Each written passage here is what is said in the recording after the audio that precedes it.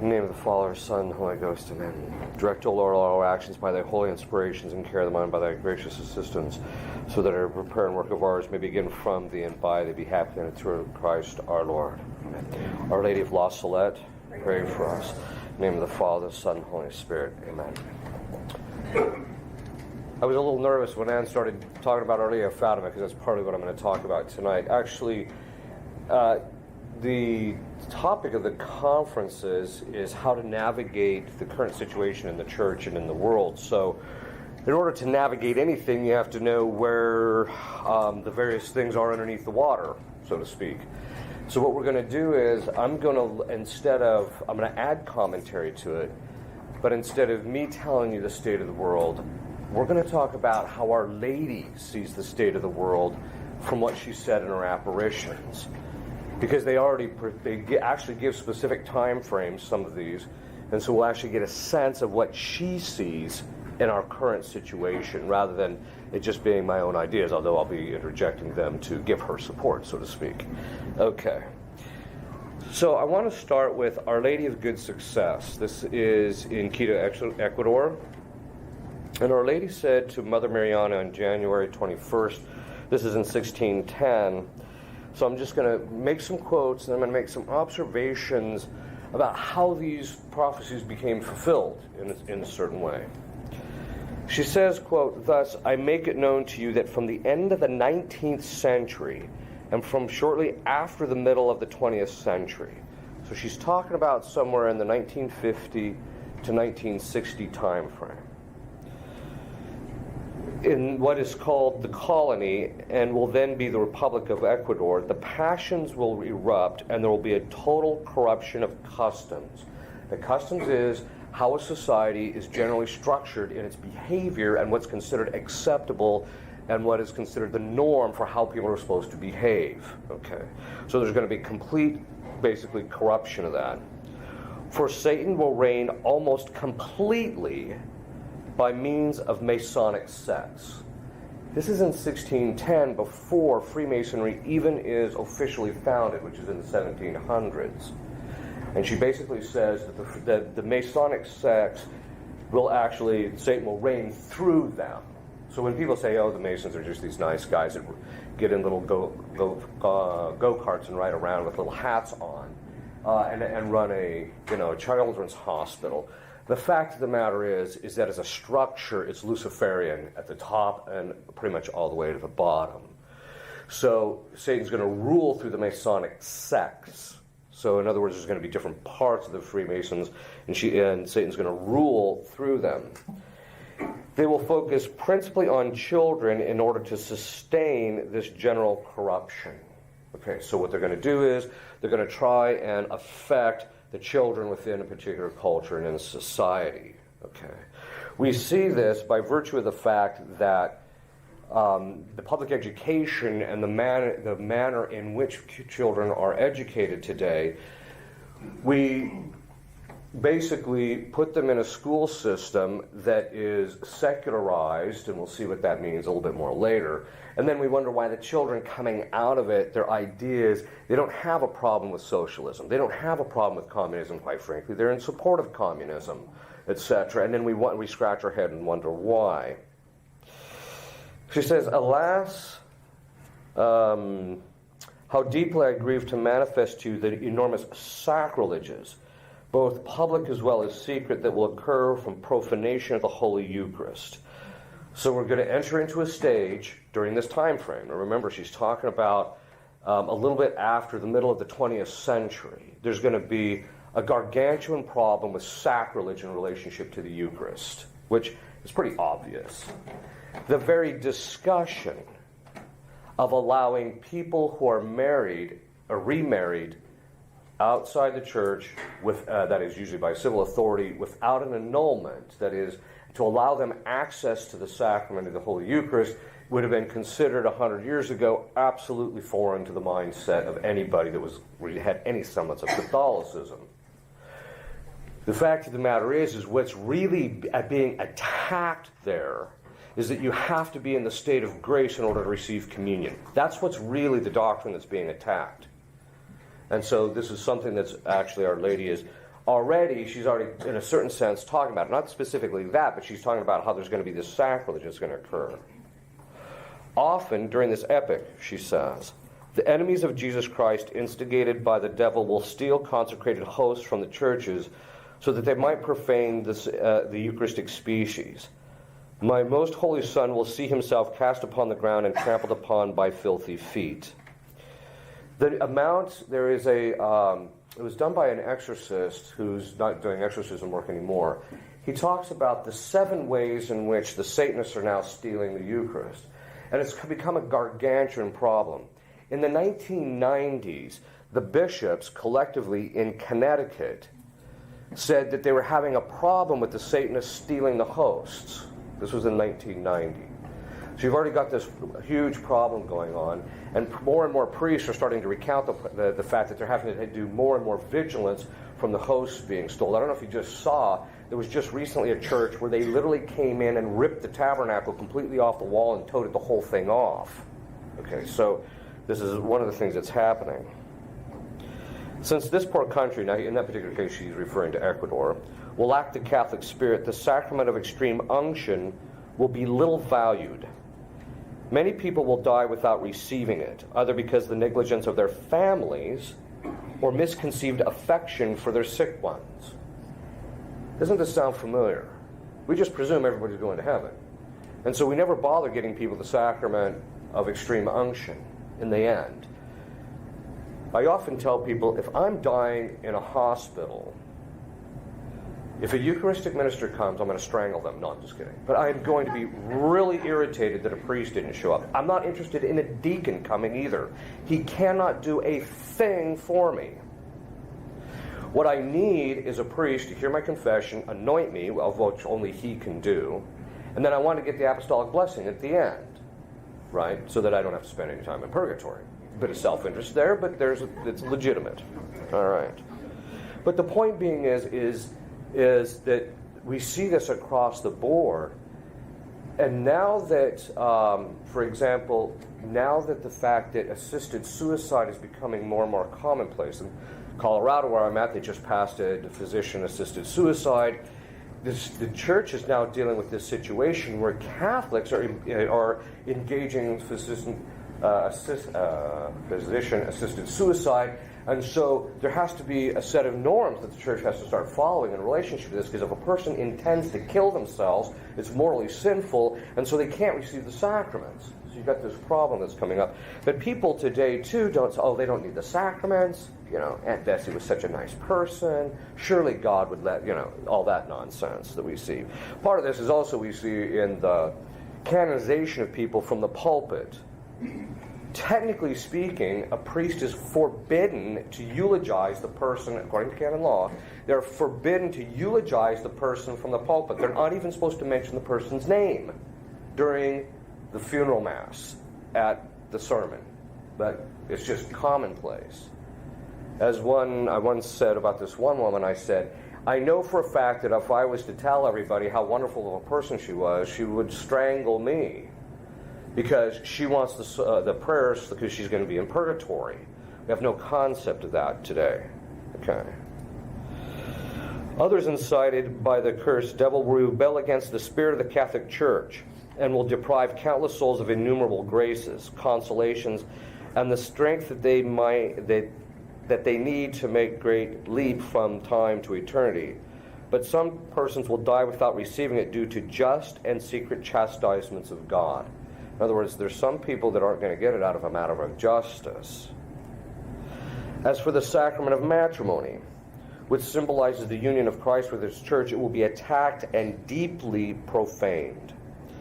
Freemasonry, again, remember, this is being said in 1610. Freemasonry doesn't get fully established, if I'm not mistaken, until 1771, fully established. But there's a bit of precursor in the earlier part of the 1700s. Which will then be in power, will enact iniquitous laws with the aim of doing away with this sacrament, making it easy for everyone to live in sin, and this is Our Lady, 1610, to live in sin, and encouraging the procreation of illegitimate children born without the blessing of the church. Let's unpack that a little bit.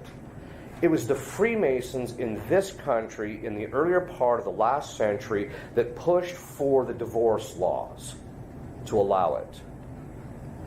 It is the Freemasons in this country that systematically, being in control of the political apparatus in this country, that were pushing for systematic things that would end up causing where we're at now. It's the Freemasons who are pushing for gay marriage, ironically enough. According to the CDC, the number of live births to unmarried women last year was 1.6 million in this country alone. 1.6 million children were born out of wedlock in this country. That is 40.3% of all births. 40% of children are being born illegitimately now in this country. And it's completely acceptable. In some hospitals, I read a statistic a little while ago, in one hospital in Chicago, I think it was, close to 80% of the children were being born to women out of wedlock. The number of people who live together before they're married is clearly the vast majority. In fact, it's considered the conventional wisdom. Well, you gotta shack up first to see if it's going to work out, right? That's kind of the conventional wisdom. They already know that 50% of the people who live together the first time don't even end up married anyway. So these are not my statistics, by the way. These are the statistics that are run very often by the government or independent university studies. 76% of people say that living together before you're married is acceptable. 79.4% of couples today now live together before they're married. They're committing fornication, essentially. And it's considered perfectly acceptable. Although we do have natural inclinations. Most of them know, yeah, it's not quite right. We really kind of need to get this straightened out. Gay marriage. This is one of the ones that was pushed for, and it's being pushed worldwide by the Freemasonic control apparatus. It's a sign, the very fact that we have gay marriage is a sign that our culture is by and large, because now 56% of people in our country think it's acceptable for homosexuals to marry. This is a sign of mass insanity. I'm not tongue-in-cheek here. If you, 50 years ago, even 30 years ago, stood on a street corner and said, I think two men who happen to love each other should get married, they would have hauled you off to a rubber room. And this is a sign that literally, because what? Mental illness is something that your intellect isn't seeing reality for what it is. And this is exactly what's happening here. People are we're literally living in a state of mass insanity. Part of this is also the fact that you have this, it's a result of sin in large part. People are so sinful that it even says, in Scripture, that God, they had lived so sinfully that God gave them over to their passions, and man started sleeping with men and women with women. So that in point in fact, there was this, it's the result of sin that people start to end up going down this road. I finally got the quotes. There's a Jewish text, an ancient Jewish text called the Midrash, and it's a commentary on various aspects of Scripture, but it's basically, the Midrash became kind of this quasi-authoritative thing among the Jews. And the Midrash was written shortly after Noah's flood, and it was written during a time frame, about 500. I take that back if I need to correct myself. Hopefully I'm correcting myself correctly. It's something that's about 500 BC before Christ that the Midrash gets fully kind of put together, but it's something that's going on about 1,000 years before Christ up until about 300 years before Christ. This Midrash gets written. But the part that basically in the Midrash, they talk about how the reason God pulled the plug at the flood, according to the Midrash, and this is the quote, because men began entering into contracts with men. It was gay marriage. Ironically, after the flood, what does God do?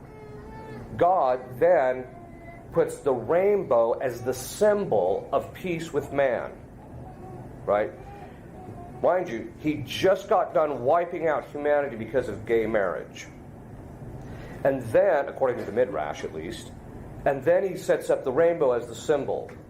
What do the homosexuals take as their symbol? The rainbow.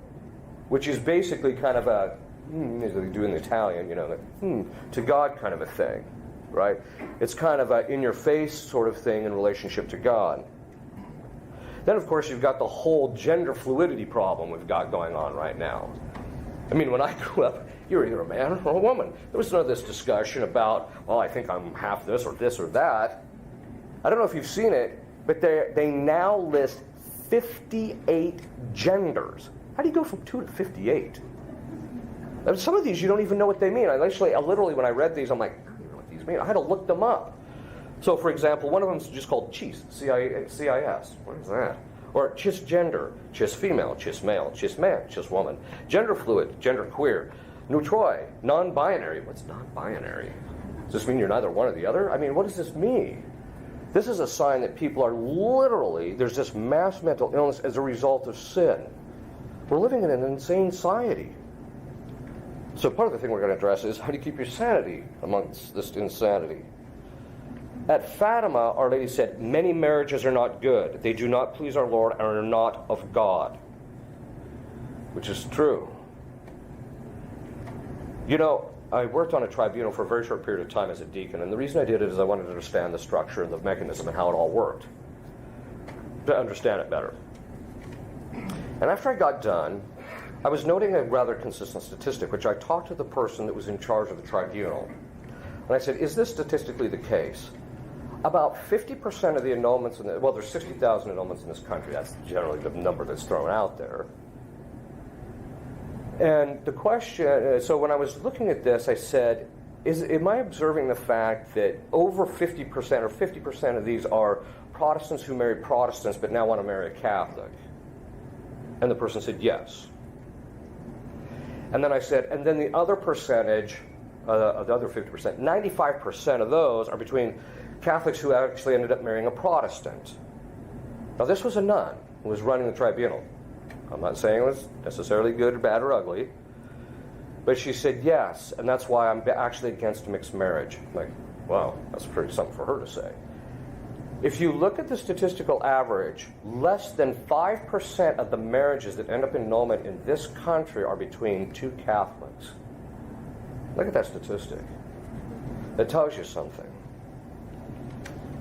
There's a complete breakdown of the family unit right now. Complete. There's an unwillingness of women to live according to the scriptures dictate to submit to their husband, the feminist movement, which, by the way, comes from the communists, and communism is the brainchild of the Freemasons. By the way, I'm not trying to pin everything on the Freemasons. They're only one pawn in this whole thing. Because of the feminist movement, the women who are deeply into it, they're miserable. Men aren't being men at all today. In fact, if you listen to my conference on how to raise a man, there's not a single guy probably in this room that couldn't say, yeah, I've got this problem in relationship to effeminacy. It's not one. All guys like to say, oh, no, I don't have a... Yeah. Just the lack of admission is itself a sign. Fathers do not require modesty of their daughters. While it's true that God created in women a natural inclination towards modesty, so women just by nature are more modest than men, or have a greater grasp of it, generally speaking, it pertains to the fathers to impose or to make sure that the natural law dictates of modesty are being followed. And here I'm not just talking about dress. On my way here, I was standing in the airport in Denver. 2 women and a man walked by. The most foul-mouthed individual was a woman. Women are getting worse than the men when it comes to their language, which is contrary to modesty. Children are not taught any discipline. Electronics have worked their way into every aspect. It's fracturing the families. The mindset that the state has a right over the family. It takes a village. Really? You didn't submit your daughter to a village? That's what I wanted to ask the person who wrote the book. So, to raise or determine, and also it pertains to the state to determine matters regarding the children. That's completely false. The natural law rights over the children pertain to the parents. All of this is part of the communistic infiltration, which we'll talk about here in a minute. Our Lady then goes on. She says the Catholic spirit will rapidly decay. The Catholic spirit will rapidly decay. In other words, it'll look like there's this implosion in the church of this Catholic ethos or spirit. The precious light of faith will gradually be extinguished until there will be an almost total and general corruption of customs. In other words, the general public life, even in Catholic countries, will basically collapse. Added to this will be the effects of secular education, which will be one reason for the death of priestly and religious vocations. One reason, by the way. It's only one. There is a book, some of you have heard me talk about it. It's called The School of Darkness by Bella Dodd. In there, she recounts in detail, this is not conspiracy theory, this is a woman who was in the bosom and actually one of the heads of the Communist Party in this country from the 1930s to the 1950s. She recounts how they systematically took over the National Education Association and the educational structure in this country. That's why I said before, kids today come out having no problem with communism. Of course not, because they're just being taught by communists, essentially. She also counts the fact that they systematically took over large sections of the government. By the way, the House of Un-American Activities, that was a legitimate thing. There was a lot of problem. What's ironic is they went after the people in Hollywood, and that was kind of their undoing. And then McCarthy, what ends up happening is he falls into, they basically poo-poo him because he's going after these people. Later we find out they were all part of the Communist Party.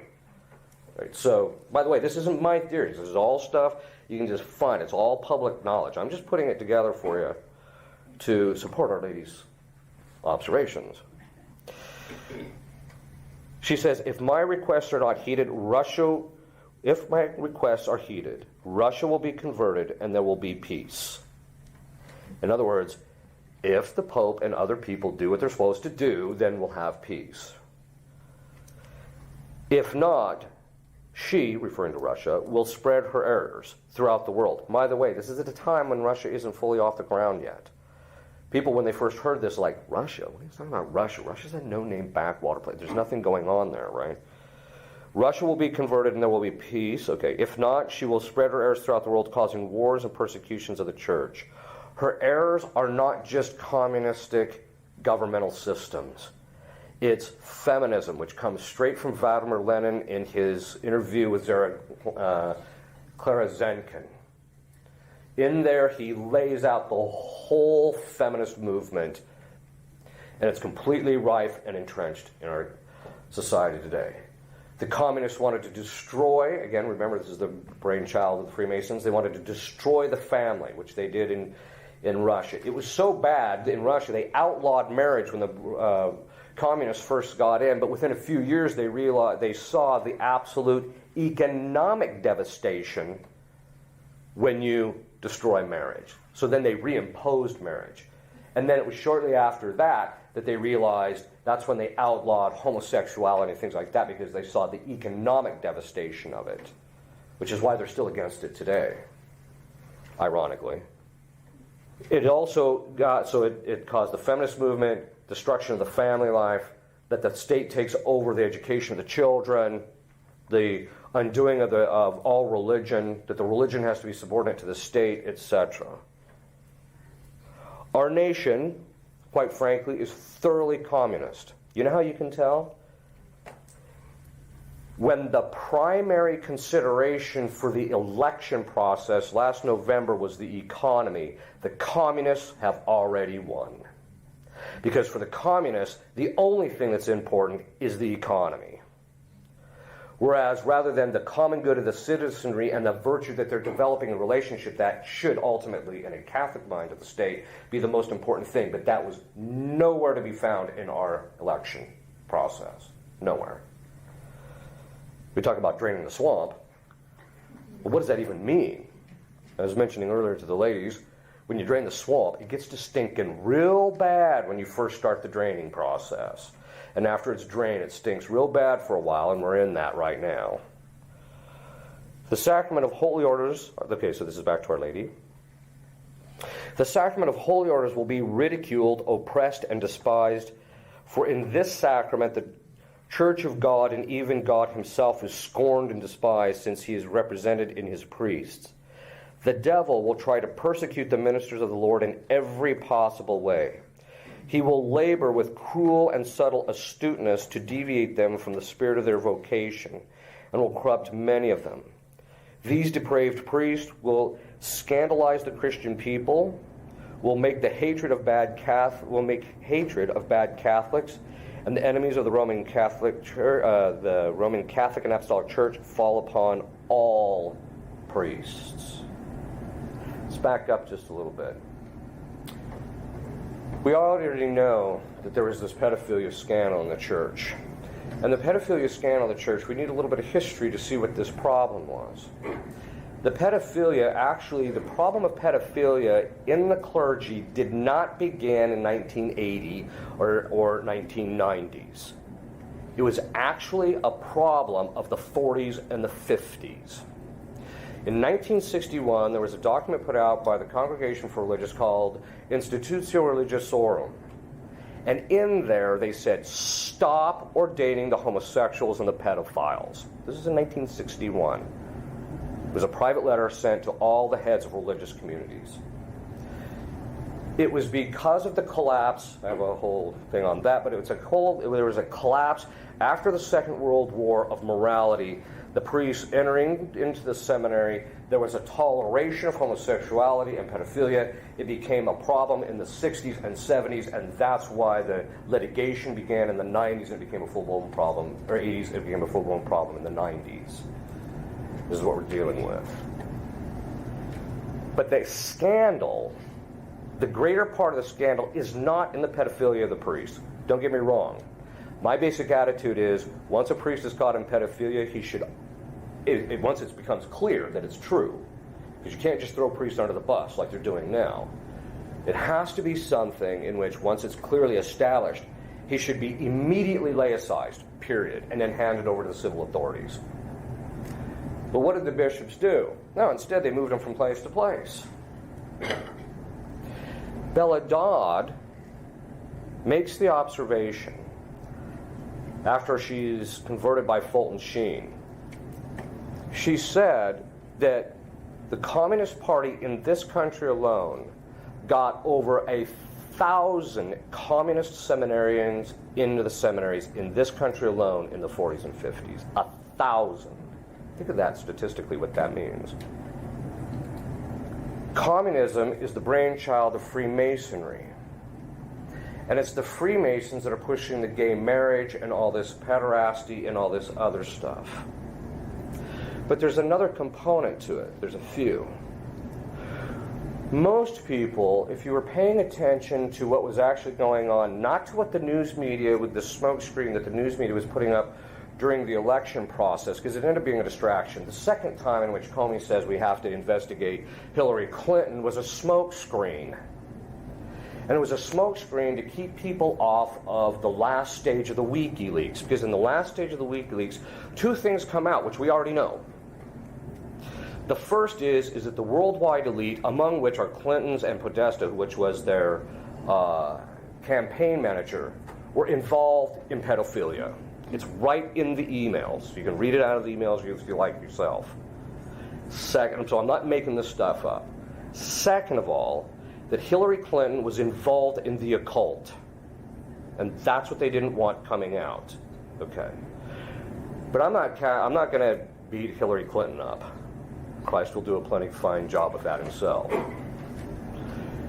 What I'm saying is this. There was a book written in the late 1990s by a gentleman by the name of John DeCamp. It's called The Franklin Cover-Up. And in there, it's in the late 80s, we start to first get a sense that this pedophilia problem among the elite and among governmental officials is a gargantuan problem. And I'm not trying to over-exaggerate this. In there, this is a guy who's a former senator. He starts to catch wind of what's going on. So he starts doing an investigation and finds out that the FBI and the CIA were actively covering up heads of state from around the world's involvement in pedophilia. They were covering it up. And he tracked it all the way to the Bush White House. By the way, I'm not saying, and neither was he, saying that Bush was necessarily involved with this, which is saying it got all the way there. Later, as we go on, we start finding out that heads of states and that type of thing are going down to the Caribbean, to a particular island, of which the Clintons are part of it, in which they are actually, it's a place where they can engage in pedophilia. Then on top of that, we start to find out, so the camp kind of starts that process, that ball rolling of us getting a sense of that. Then we start finding out that many of the heads of state are actually involved in occult worship.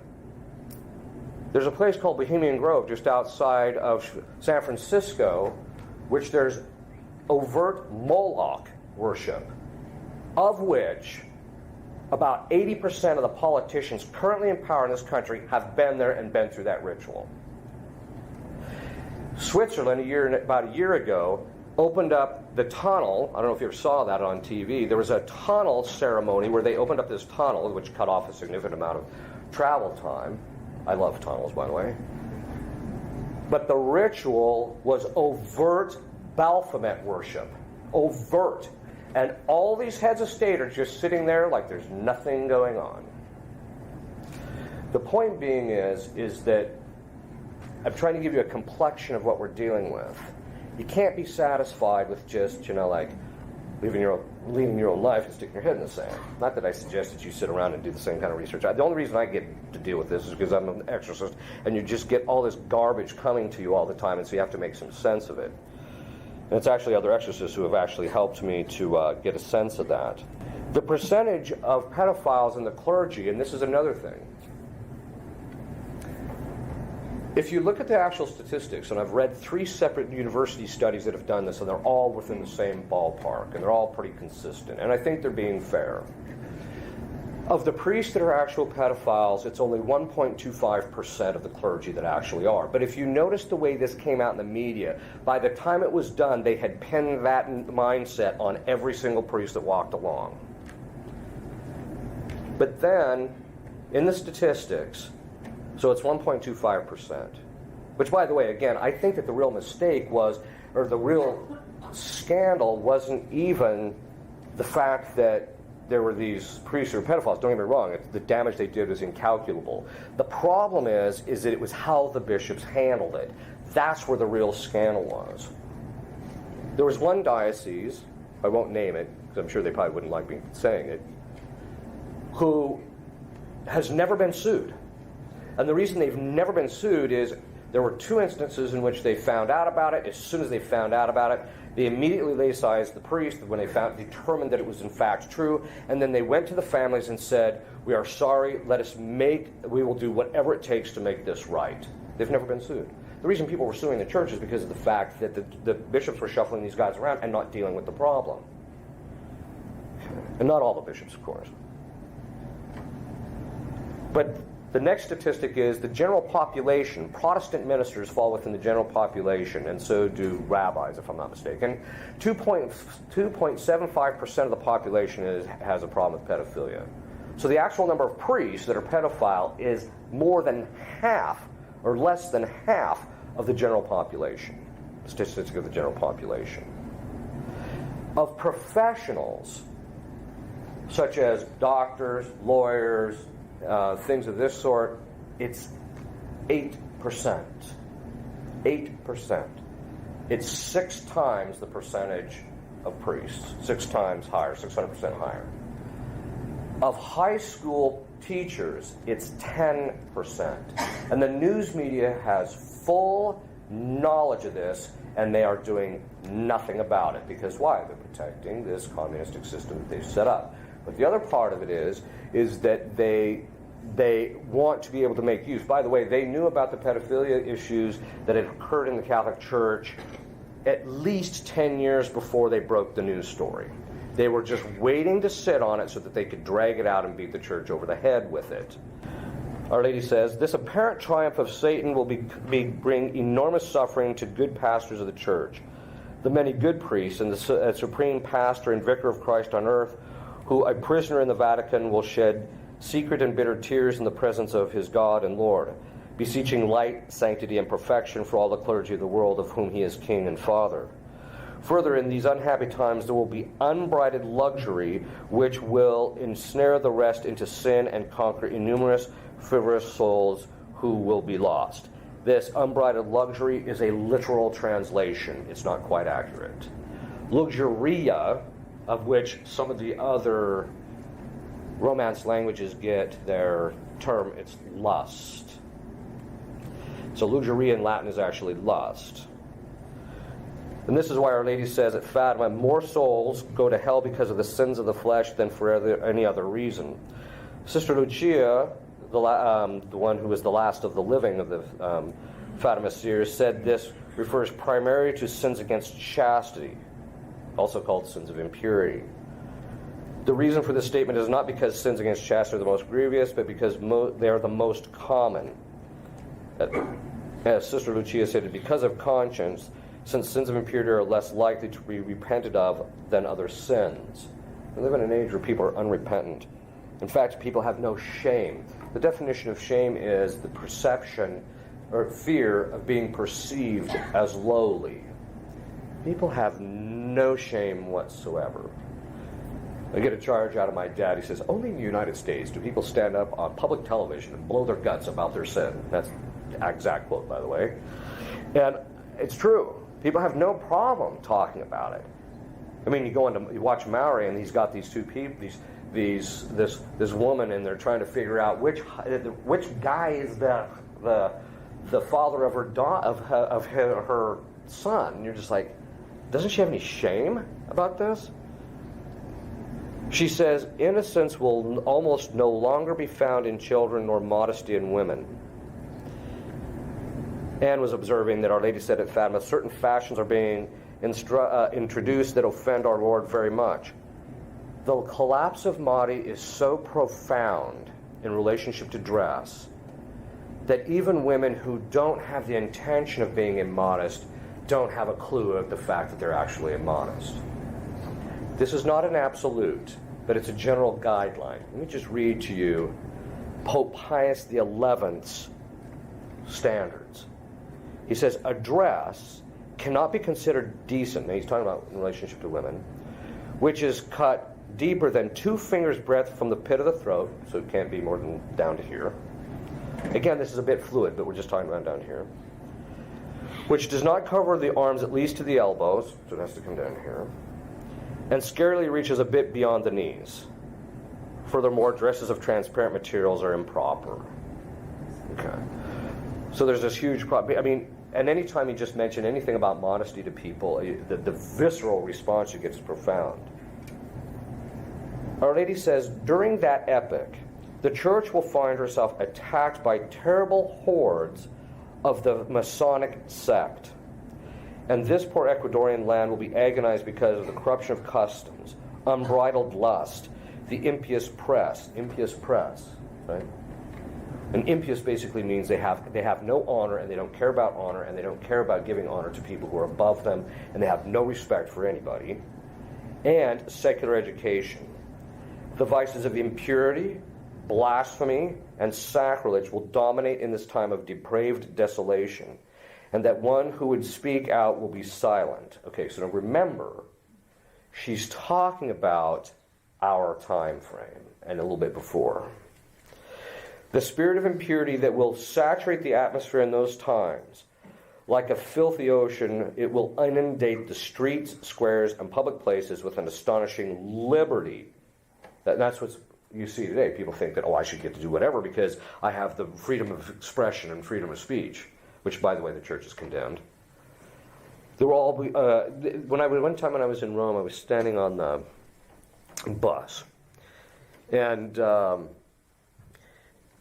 it's just outside the Vatican, and they had an advertisement for the canonization of the saints. So I was looking at the canonization advertisement, and then they would very often put these various advertisements right next to each other, and right next to it was a washing machine with a completely naked woman.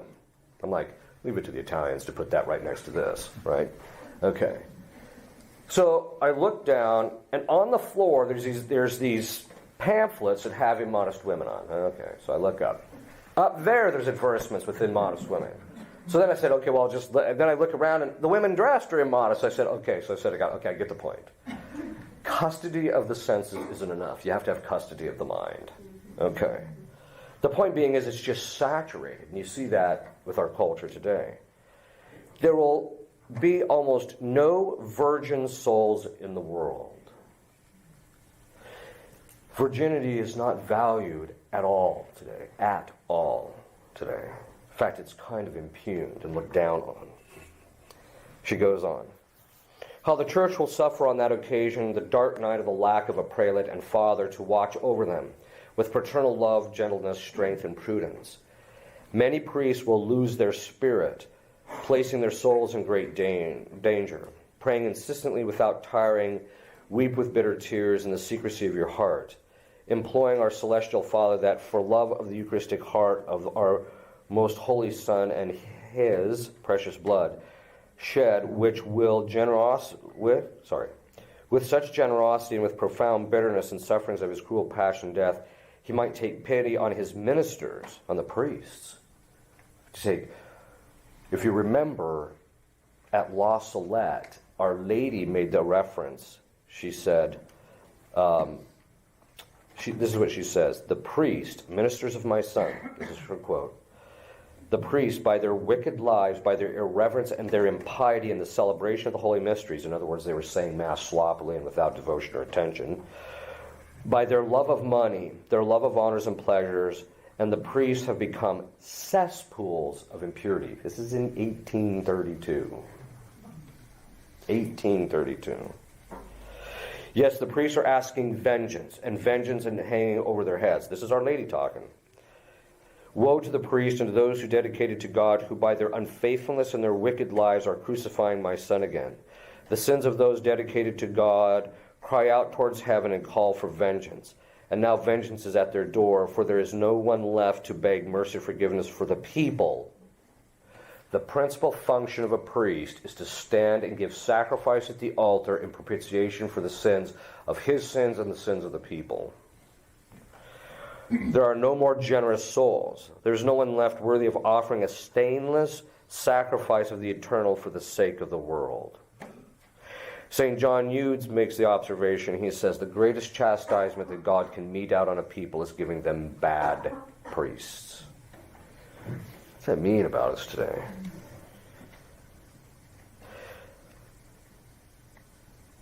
We also know, at Akita, Our Lady said, quote, the work of the devil will infiltrate even into the church in such a way that one will see cardinals opposing cardinals and bishops against bishops. Sound familiar? The priests who venerate me will be scorned and opposed by their confreres. Churches and altars will be sacked. The church will be full of those who accept compromises. You see that all over the place. And you see it among the clergy. You really have to pray for the priests, because a lot of times they're between a rock and a hard place. And the reason they're between a rock and a hard place is if they really speak out and do the will of God, the bishop's going to come down on them like a ton of bricks. And then to top it off, so will the laity, because a lot of the laity are not interested in Catholicism in an unadulterated fashion. And the demon will press many priests and consecrated souls to leave the service of the Lord. Paul VI used to I think was it the first Friday? There was a particular Friday, I think, of the month where he would sign, or maybe it's every twice a month, he would sign the documents laicizing the priests who wanted to be laicized because they wanted to get married. And he said that, basically they said he would cry as he's doing this, right? Well, then my theory is, quit doing it. All right. The thought of the loss of so many souls is the cause of my sadness, Our Lady says. If sins increase in number and gravity, there will no longer be pardon for them.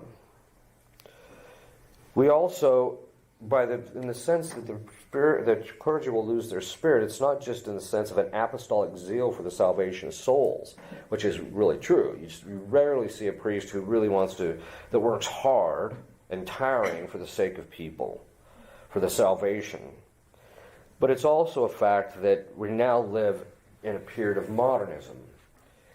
Modernism is defined as the synthesis of all heresies. Now, what that means is that because the foundational principle of modernism is that I make myself and what I think and I feel the standard or principle for what is true or right for me, rather than an objective external magisterial teaching. Because of that, then, cafeteria Catholicism is the direct result of that. Because people are going to pick and choose the things that they like that fit them, rather than adhering to whatever the church says. And that means that there's not a single heresy that isn't resurfacing. Every so often I'll read some new theologian, I'm like, well, that was the heresy of subordinationism, or that was this heresy, or that heresy. You start looking at it and you just realize it's just proliferating. Orthodoxy, and by orthodoxy we mean right belief. Now, right belief means there's a standard, a rule external to you to which you have to compare your faith to make sure that it's adhering to the truth. Christ gave us the standards in the magisterium through revelation, passed on in an uninterrupted line, even to today, and still get access to it. And that standard of which is orthodoxy, is that you have to adhere to the authentic magisterial teachings. Okay, that's an open attack, and it's not just by the laity. You've got cardinals attacking the church's constant teaching, and bishops attacking the constant church's teaching. And you've got them attacking the teaching, which is not just stuff that came from the fathers and doctors of the church, but came from people like John Paul II even. They're attacking that. And by that I mean in the fact that there was a particular set of teachings that John Paul II gave and set them out, and all he was doing was telling everybody and giving greater clarity to what the church had always taught, but now those are openly being rejected. But this means, too, that the heresy of modernism is so absolutely rife in the church. Modernism is so rife in the church, it's so much in the atmosphere, that unless you have an extraordinary philosophical and theological background, or unless you have an extraordinary grace, you are simply going to fall into it. We're going to talk about what that antidote to that is later. There is a complete collapse in philosophy and theology. Someone made the observation to me, which, by the way, I've been making since I was ordained. There's no great theologians anymore. You know, there's no Gerlachs, there's no Fabros, there's no Thomas Aquinas, there's no Albert the Great. There's none of that. None of that's there. Or Suarez or St. Robert Bellarmine. None of that. There's no one that you can actually point to and say, this man is a great theologian. Now, there's some guys that are very intelligent, but that's another matter. That's scary, frankly, in a time of such doctrinal compromise and obscurity. And even if there was a great theologian, people aren't interested in following what he has to say. Because they want what they want. They want their ears tickled, as it says in Scripture. At La Salette, Our Lady said, quote, "The vicar of my son will suffer a great deal, because for a while the church will yield to large persecution, a time of darkness, and the church will witness a frightful crisis." Now, La Salette's in the 1800s. Our Lady herself is describing, I think, this time frame as a crisis. And this is, some people are not in a crisis. Look, again, I'm not trying to get into any kind of... I'm just saying, look, this is the way Our Lady is seeing this problem. And if this isn't a crisis, God have mercy on those people at that time. Because I don't see how they could survive anything worse than this. In an age in which we're so sinful, which, by the way, the problem of contraception hasn't even been talked about, that's just a gargantuan problem. Do you know how we know the statistic that 95% of Catholic couples either have or are currently using contraception? It came from Bill Clinton. When he was in office, he decided, I want to know how strong of a political voting bloc the Catholics are.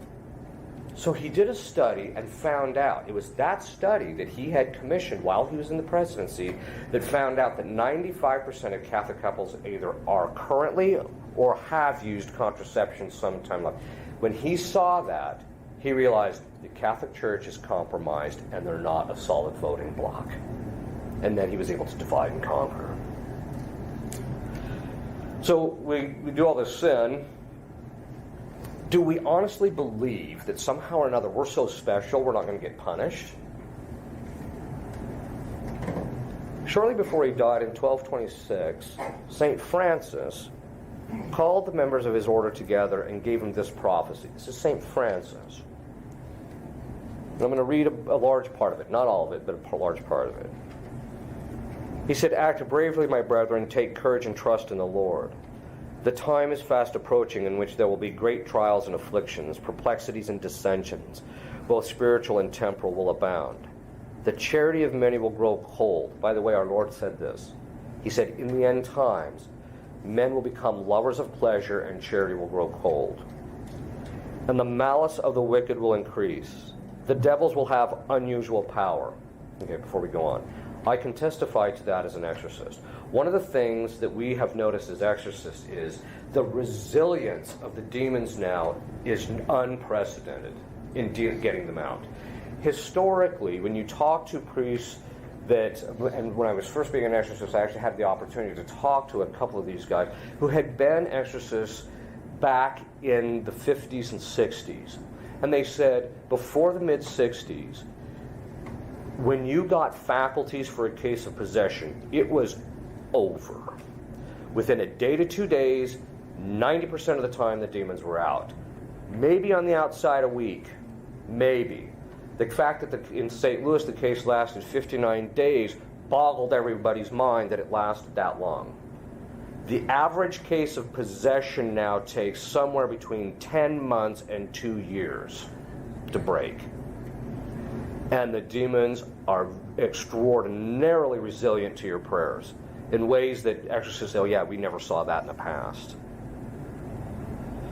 So, that being the case.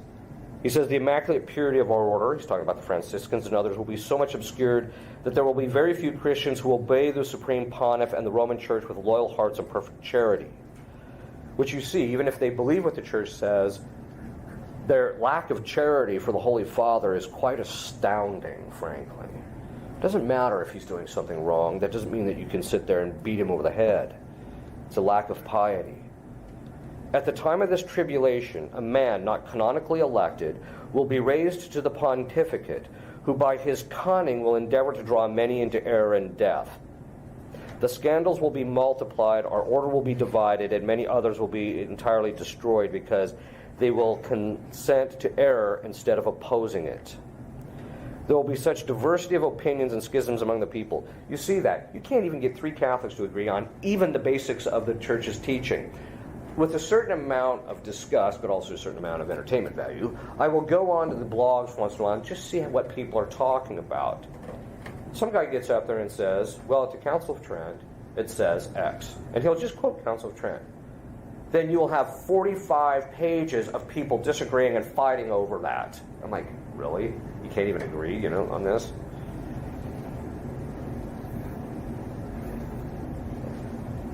Then scandals will be multiplied. Okay. The religious and the clergy that except those days were shortened according to the words of the gospel, even the elect would be led into error, were they not specially guided amid such great confusion by the immense mercy of God. So there's going to have to be special graces that people are going to have to get in order to navigate these kinds of bad situations. Those who persevere their fervor, who preserve their fervor and adhere to virtue with love and zeal for the truth will suffer injuries and persecutions as rebels and schismatics. We saw that just recently. You have cardinals trying to openly change church teaching and then turn around and say, if you don't adhere to that, you're a schismatic, you're a dissenter. Excuse me? You're the guy that's rejecting the church's constant teaching.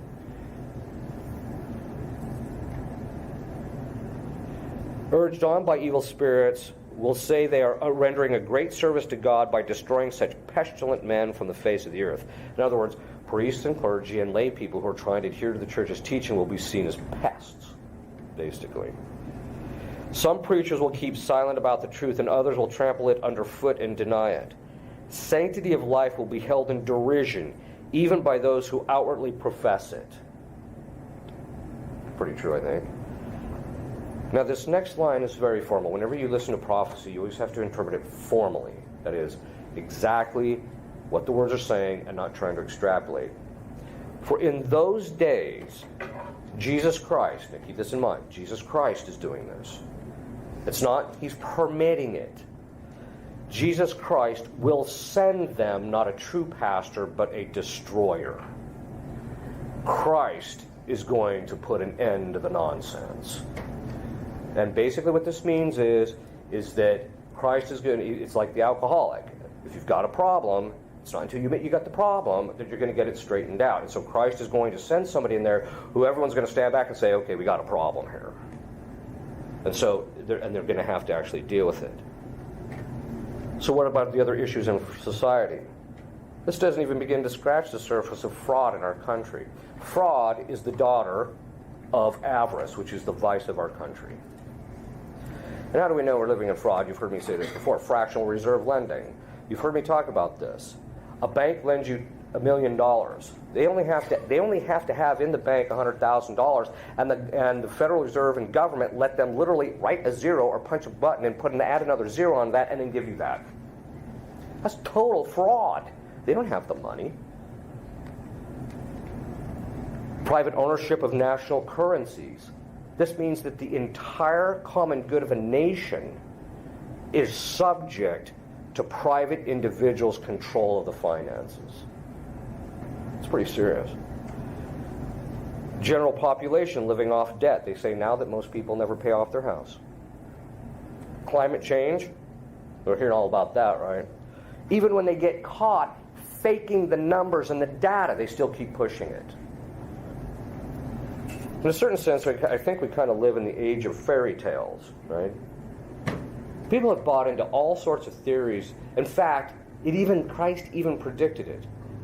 He said, in the end times, they will be carried off by fairy tales. In Latin, the word is fabulantur. They'll be carried off by fairy tales. Intellectually, this is what's happening in the scientific community. Some of the stuff that you hear coming out of the scientific community, and you're like, well, the first time I heard about string theory, I just started laughing. I'm like, they're just making this stuff up, right? It sounds nice, but it's just absurd. You already know, I speak out against evolution. Not only because it's actually against the Fourth Lateran Council of the Catholic Church, but it also is contrary to rational principles, and it's not even supported by the science. Then you got the rights of animals. Now they're talking about animals having their own rights. They're scratching their head. Should this ape actually get rights so that he can sue people? The rights of the environment of our Mother Earth. Excuse me? The reason we take care of the earth is it's a matter of justice to other people and to give glory to God. Not because this thing somehow has a right or it's its own living entity. Freedom of speech, condemned by the Church, Leo XIII, and Libertas Praestantissimum. The fairy tale that there's a free marketplace. There is no such thing as a free marketplace. How do we know that? Either the government has to control people from using their economic might. What happened in this country? If you go back and look at this country with the oil oligarchies and several the central banking and several other things in this country, they used their economic might to destroy the competition. So if you say there's to be no governmental restraint whatsoever in the free marketplace, what you will end up with is some guy amassing enough wealth to where by that wealth he can destroy anybody who gets in his way. As J.D. Rockefeller said, competition is a sin. All right? And that's what you end up with. So either the government's got to control it, or you're going to end up with people just rolling over everybody, barreling over them. There was in relationship to politics, there was a great, there's a cartoon called 9 to 5. And in there, so this guy's walking next to this woman co-worker, and he says, hype, spin control, alternative facts, fake news. I wish they would just call this for what it is, lying. Right? If you watch what's actually going on at the political level, this is unprecedented. You don't have a guy coming into office, and I'm not saying that Trump is perfect, but you don't have people in a non-stop feeding frenzy, trying to pin anything they possibly can, making stuff up, doing stuff consistently, and thinking it's okay and justified to do so.